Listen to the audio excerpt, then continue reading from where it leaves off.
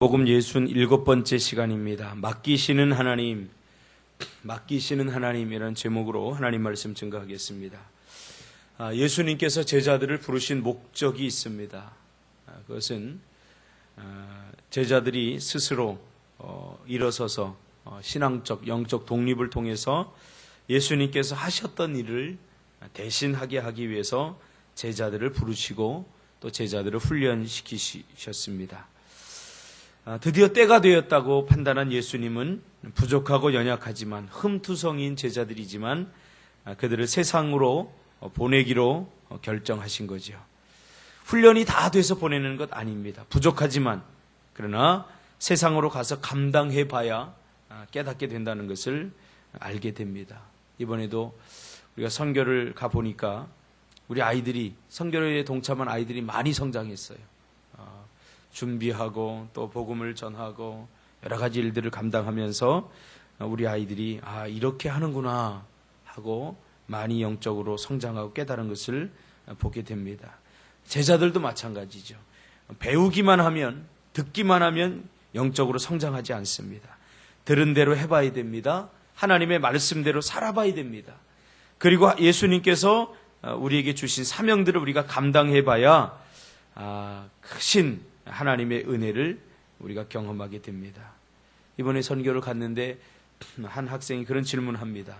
우리 같이 갔던 우리 청년 중에 하나가 목사님 자꾸 믿음에 대해서 이야기하는데 내 안에 믿음이 있다는 것을 어떻게 알아요? 어떻게 알 수 있어요? 이렇게 질문하는 거예요. 간단하지 않습니까? 믿음이 있으면 믿음으로 살려고 하는 거룩한 몸부림이 있고 내 안에 정말 믿음이 있다면 믿음의 말을 하고 또 믿음으로 살려고 발버둥을 치게 되는 거죠. 왜? 믿음이 있기 때문에. 믿음이 없는 사람은 믿음으로 살려고 하는 노력과 의지가 없습니다. 우리가 온몸에 에너지가 있고 힘이 있으니까 막 움직이고 살듯이 우리 안에 믿음이 있기 때문에 믿음으로 살려고 하는, 기도하려고 하는, 예배하려고 하는 그러한 열정과 그러한 일들을 우리가 하게 되는 거죠. 그래서 믿음은 확인하는 것이 아니라 믿음은 확신하는 겁니다. 내 안에 예수님께 주신 믿음을 가지고 그 믿음이 있기 때문에 우리가 기도도 하고 예배도 하고 또 우리가 여러 가지 영적인 활동을 하는 것 아니겠습니까? 이게 믿음이 우리 안에 있다는 거예요. 오늘 예수님께서 제자들을 파송하시면서 두 가지를 맡기시죠.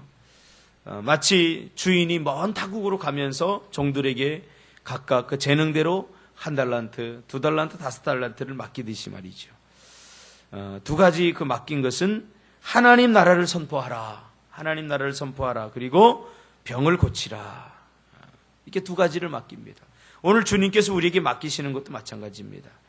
하나님 나라를 선포하는 것, 즉 복음을 전하는 것과 이 병을 고치는 일은 소위 말하면 사회적인 필요를 또 우리가 인생을 살아가면서 만나게 되는 여러 가지 필요를 기도를 통해서 공급하라 그 말이죠.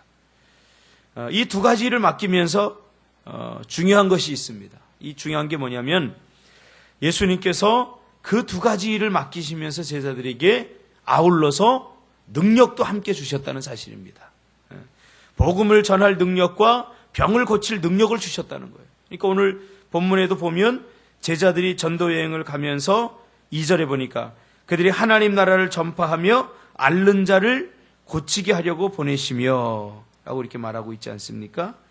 6절에 보니까 제자들이 각각 마을에 두루 다니며 곳곳에 복음을 전하며 병을 고치더라. 그렇죠?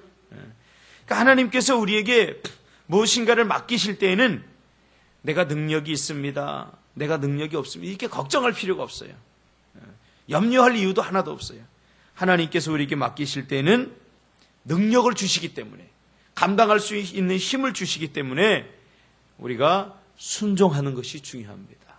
이번 선교도 갈 때 많은 어려움들이 있었고 또 저 어린 선교를 한 번도 안 가본 저 아이들을 데리고 어떻게 가는가 많은 염려가 있었지만 결단하고 가서 보니까 하나님께서 이미 우리에게 많은 능력을 주시고 많은 은혜를 주셨다는 것을 발견하게 됩니다.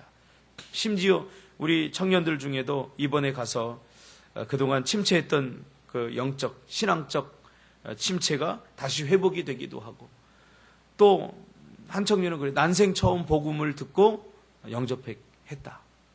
그러니까 복음을 왜 들어보지 않았겠습니까? 그러나 그 어린 아이들에게 제가 복음을 전했거든요. 아주 순수한 복음, 예수 그리스도에 대해서 전하고 그 예수 그리스도를 영접하기를 콜링을 하고, 그 설교를 듣고 우리 청년들 중에도 예수님을 영접한 청년들이 있습니다. 그러니까 이것은 우리를 위해서, 또 우리가 그 아이들이 처음에 하나님께서 보내실 때 너희들 가서 복음을 전하라, 그런 것이 아니더라고요. 너희들 가서 복음을 받아들여라. 그렇죠? 그러니까 우리가 하나님의 말씀에 순종하면 놀라운 역사와 기적이 일어나는 줄 믿습니다. 오늘 제자들도 순종하고, 그 말씀을 순종하고 우리가 부족하지만 가겠습니다 하고 각 마을로 돌아다니면서 복음을 전하며 또 병을 고치는 놀라운 역사를 경험하게 되지 않습니까? 여러분, 오늘 하루도 하나님의 말씀에 순종하시기를 바랍니다. 말씀이 가라 하면 가시고, 말씀이 멈추라 하면 멈추시고, 기도하라고 하면 하시고. 신앙생활은 단순합니다. 자꾸 내가 머리를 쓰려고 할 때 복잡해지는 거죠. 예수님이 시키는 대로만 하면 신앙생활은 힘있고 능력있고 권세 있는 삶을 살게 된다는 사실을 믿으시고, 오늘도 하나님의 말씀에 순종하며 복음을 전하는 현장에, 그리고 병을 고치는 현장에 여러분 가시기를 주님의 이름으로 축복합니다. 기도하겠습니다.